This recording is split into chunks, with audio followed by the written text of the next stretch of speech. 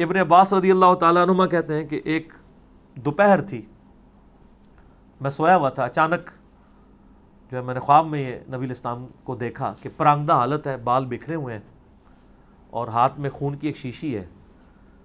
تو میں نے کہا یا رسول اللہ میرے ماں باپ آپ پہ قربان، یہ آپ کی حالت کیا ہے؟ تو فرمایا یہ حسین اور اس کے ساتھیوں کا خون ہے جو میں صبح سے کربلا میں جمع کر رہا ہوں. یعنی ایک تمثیل تھی، یہ نہیں کہ نبی الاسلام فزیکلی وہاں موجود تھے.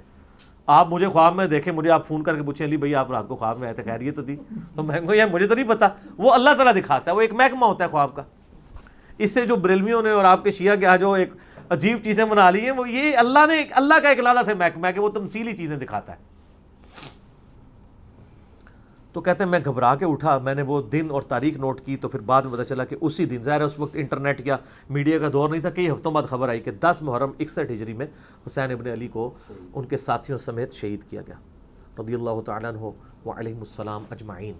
تو یہ غم حسین نبی الاسلام کی وفات کے 50 سال بعد واقعہ ہوا ہو رہا ہے. اور مزے کی بات بتاؤں، ایک کتاب ہے اس کی اسماعیل دہلوی کی، تقویۃ الایمان، وہ اکثر دیوبند اور اہل حدیث کے مدارس میں پڑھائی جاتی ہے.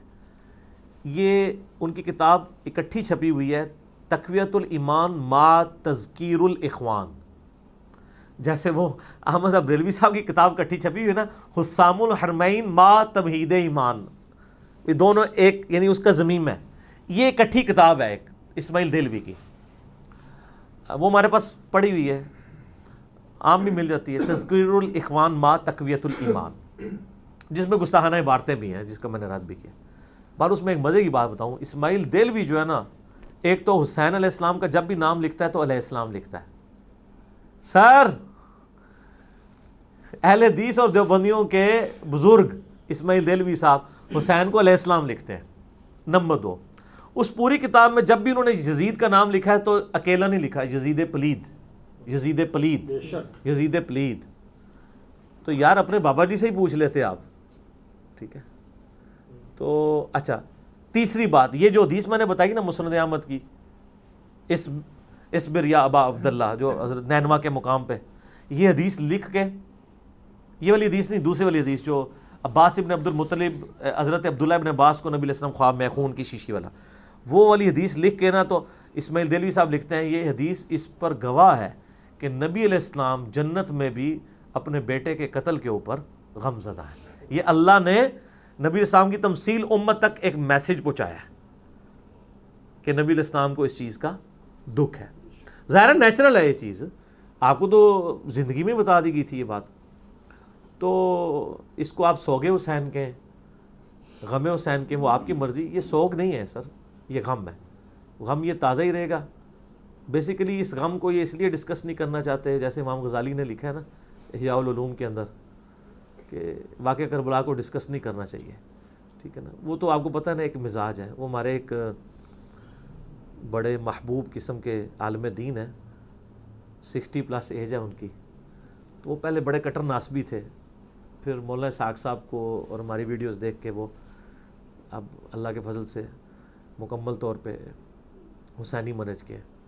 بلکہ یہ کربلا والا جو ریسرچ پیپر ہے یہ میں نے عربی میں لکھا تھا، وہ عربی ان کی بڑی اچھی ہے، عربی لٹریچر. تو میں نے ان کا تھا شستہ اردو میں اس کا ترجمہ کریں. پھر میں نے خیر اس ترجمے کو میں نے بھی ریوائز کیا ذرا مزید بریکٹیں لگا کے تاکہ بات سمجھ آئے. وہ مجھے ملنے کے لیے جب آئے وہ کہتے ہیں میری مولانا اسحاق صاحب تو زندگی میں ملاقات نہیں ہو سکی، مجھے اب کوئی آپ نے ایسا کام میرے ذمہ لگانا ہے کہ میں ان کے مرنے کے بعد ان کی روح خوش ہو جائے کہ ایسا کام میں کر دوں. تو میں نے اس وقت تو میرے ذہن میں بھی نہیں تھا، اس وقت تو 50 حدیثیں ہوتی تھی. پھر جب آہستہ آہستہ ناسبیوں کا زور ہوا تو میں نے یہ ساری روایتیں جمع کی. پھر میں ان کو کئی مہینوں بعد فون کیا کہ سر کام آ گیا آپ کے ذمہ. پھر انہوں نے اتنی خوبصورت ہینڈ رائٹنگ میں اپنی اتنی موٹی ڈائری، سر اس کو آپ اردو میں اگر لکھیں نا سینکڑوں صفحوں کی ڈائری ہے، یہ باریک رائٹنگ ہے. آپ وہ میں نے وہ صفحات سنبھال کے رکھے ہوئے سر جو اردو انہوں نے لکھی ہے، ہینڈ رائٹنگ بھی، اور کتنی پیار محبت سے انہوں نے. تو وہ ایک جملہ بولا کرتے ہیں اکثر، مجھے کہتے ہیں یار علی یہ ہو ہی نہیں سکتا کوئی سنی اور ناسبی نہ ہو، کچھ زیادہ ہوتے ہیں کچھ تھوڑے ہوتے ہیں. ہاں جیسے وہ نبی علیہ السلام نے قرب قیامت میں سود کا دھواں، کسی کو سود کا دھواں ضرور پہنچے گا. تو وہ میں ان کو کہتا ہوں کہ نہیں ہم بھی اور آپ بھی تو سنی ہے نا. وہ کہتے ہیں نہیں اس طرح کے سنی اب ہوتے ہیں. پہلے والے سنی اسی طریقے سے ہیں کہ آپ ذرا سے اہل بیت کی بات کریں تو وہ کہتے ہیں ہوا یہ کہ مجھے دیکھو کہ میں نے محرم میں فضائل اہل بیت پہ بات کی ہے، میں نے کوئی آل امیہ کے خلاف نہیں بات کی ہے، تو میرے ماموں جتنے بڑے اہل حدیث عالم ہیں تو وہ ان کو یہ حدیث ہی نہیں ہضم ہو رہی ہے کہ علی سے محبت نہیں رکھے گا مگر مومن، علی سے وہ کہتے ہیں اے کتنے لکھی ہے، میں کہا جی باجی اپنا ماما جی ماموں جی وہی ماموں والی پارٹی یہ بھی ماموں ہی نکلیا، اچھا انہوں نے کہا جی ماموں جی او اے مسلم شریف ہی لکھی ہے اور شروع میں ایمان والے چیپٹر میں لکھی ہوئی ہے، وہ کہتے ہیں حدیث تو ٹھیک ہے لیکن بیان نہیں کرنی چاہیے تھی اس سے۔ اچھا تو اس میں ان کو ایسے پھکی دیتا ہوں، ایک بریلوی بھی یہی کہتے ہیں کہ یہ آیت تو ٹھیک ہے قل انما انا بشر مثلکم، لیکن بیان نہیں کرنی چاہیے، نبی علیہ السلام کی تنقیص ہوتی ہے۔ آپ وما ارسلنا کا الا رحمۃ للعالمین بیان کریں، آپ بیان کریں انا ارسلنا کا شاہدا ومبشرا ونذیرا، ٹھیک ہے جی، آپ یہ کیوں بیان کرتے ہیں؟ اس سے تو تنقیص ہوتی ہے۔ تو اس وقت پھر کیا یہ لوگ کہتے ہیں؟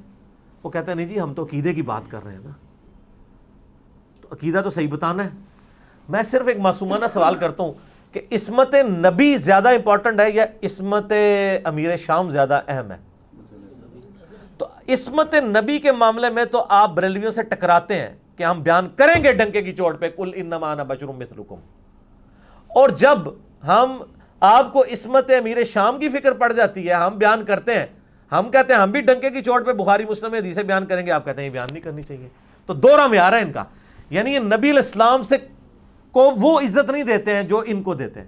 وہ پیچھے آپ کو پتہ نا وہ ایک ٹسل ہے ایک چل رہی ہے اب تو، یعنی ورلڈ لیول پہ ایک سنی شیعہ، ایک آپ پتہ ہے ایران بلاک اور سعودی بلاک، اور اس کے چکر میں ایک معاملات بگڑ چکے ہیں۔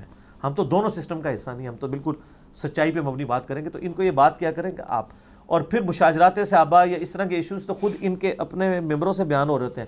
اہل حدیث کا کوئی ممبر نہیں جی جس پہ یہ بیان نہ ہو کہ حج تمتع پہ حضرت عمر نے پابندی لگائی تھی، صحیح جامعہ ترمذی میں حدیث ہے۔ تو عبداللہ بن عمر کو کسی نے آ کے پوچھا کہ آپ کے والد حج تمتع کے بارے میں، اچھا وہ ہے بڑا سیانا سی، شہزاد بھائی ورگا سی، انہوں نے کہا جی اس سے پہلے دسو حج تمتع جائز ہے؟ جامعہ ترمذی میں حدیث ہے۔ عبداللہ بن عمر سے پوچھا یہ حج تمتع جائز ہے؟ انہوں نے کہا جائز کیا، سنت ہے۔ سنت اس لیے انہوں نے کہا کہ ایک سفر میں حج اور عمرے کو جمع کرنا یہ تمتع ہی کہلاتا ہے، چاہے قران کی شکل میں ہو چاہے حج تمتع کی شکل میں ہو، کہ آپ ایک سفر سے دو چیزوں سے نفع اٹھا رہے ہیں۔ کیونکہ مشرکین عرب میں یہ جو ہے ان کے اندر یہ رسم تھی کہ آپ جب حج کے لیے آئے نا تو آپ عمرہ ایڈ کریں گے تو گناہ ہے، تو نبی علیہ السلام نے یہ رسم توڑی اور آپ نے یہ جاری کیا کہ حج اور عمرہ ایک سفر میں کریں گے۔ آپ نے حج قران کے ذریعے حج اور عمرہ جمع کیا، اور چونکہ آپ قربانی کا جانور لے آئے تھے، بخاری مسلم میں آتا ہے، باقی اصحاب کو آپ نے کہا کہ آپ حج اور عمرے کو جمع کریں لیکن احرام کھول کے، کیا آپ نے بھی جمع ہی ہے۔ پھر ایک صحابی نے پوچھا یا رسول اللہ علیہ وسلم یہ ہمارے لیے خاص ہے یا قیامت تک لیے؟ تو آپ نے یوں انگلیاں داخل، آپ نے قیامت تک کے لیے حج اور عمرہ ایک دوسرے میں داخل ہو گئے۔ تو حج تمتع کے حوالے سے جب آ کے پوچھا عبداللہ بن عمر سے کہ جائز، انہوں نے کہا جائز کیا سنت ہے؟ انہوں نے کہا آپ کے والد تو یہ منع کرتے تھے۔ تو انہوں نے کہا یہ بتاؤ جس چیز کو نبی علیہ السلام نے خود کیا ہو اور اپنے اصحاب کو حکم دیا ہو تو نبی علیہ السلام کی بات مانی جائے گی یا میرے باپ کی؟ تو انہوں نے کہا نبی علیہ السلام کی۔ تو انہوں نے کہا نبی علیہ السلام نے حج تمتع کیا، یعنی نفع اٹھایا ایک سفر میں دو چیزوں سے۔ تو یہ حدیث اہل حدیث بیان کر کے کہتے ہیں ہمیں آپ کوئی اماموں کے قول نہ بتائیں، حضرت عمر تو خلیفہ راشد ہیں، اگر ان کی بات بھی نبی علیہ السلام سے ٹکرا جائے تو ان کا بیٹا بھی ماننے کے لیے تیار نہیں ہے۔ تو یہ مشاجرات صحابہ نہیں ہوتے ہیں، اس کو مشاجرات صحابہ کہتا ہے، کہتے ہیں سنت کی اسٹیبلشمنٹ ہے۔ تو سر یہ بھی تو سنت کی اسٹیبلشمنٹ ہے نا، یہ بھی تو نبی علیہ السلام فرما رہے ہیں نا کہ عمار کو ایک باغی جماعت قتل کرے گی، عمار ان کو اللہ اور جنت کی طرف بلائے گا اور وہ جماعت دوزخ کی طرف بلائے گی۔ یار دوزخ کے الفاظ کو چھوٹے، صحیح بخاری 2812 مسلم میں بھی حدیث موجود ہے۔ تو یہ بھی تو نبی علیہ السلام ہی فرما رہے ہیں نا، اسی مبارک زبان سے نکل رہا ہے نا۔